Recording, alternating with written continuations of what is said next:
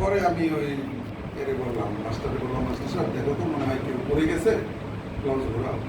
Master বছর একটা মাথা খারাপ হয়েছিল, আমার জাহাজ 1000 যাত্রী আছে, আর এই বাতাস, এখানে কোনো মতে লঞ্চ ঘোরানো সম্ভব না।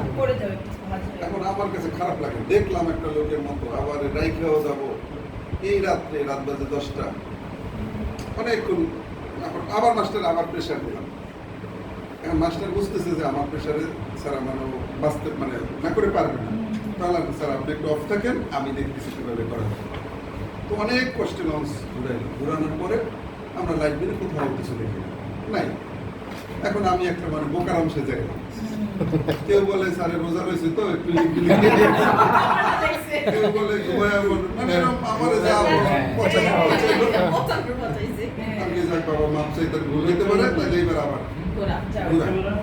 আবার যখন ঘুরে যাইতেছে তখন প্রায় 2 কিলোমিটার দূরে আবার এরকম। এইবার সবাই দেখছে, এইবার সবাই আস্তে আস্তে লঞ্চে নিয়ে গেলাম। যাওয়ার পরে বায়োডা ফেলাইলো, দেখলো একটা ছেলে এরকম আমার এই ছেলেটা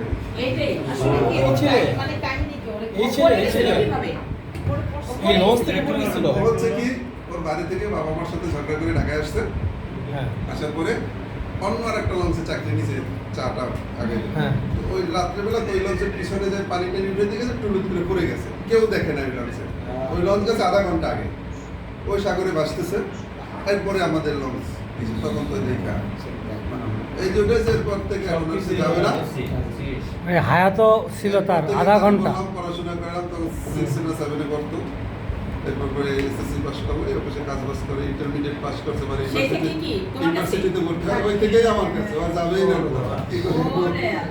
ও না আরে তোরে দেখি রে বাবা,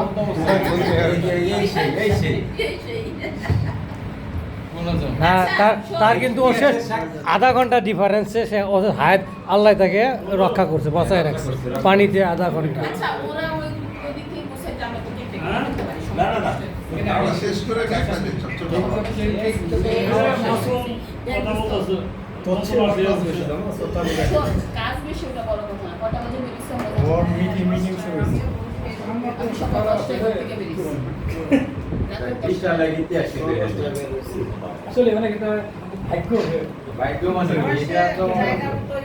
তারপরও মানে খাবে না, তারপরও মানে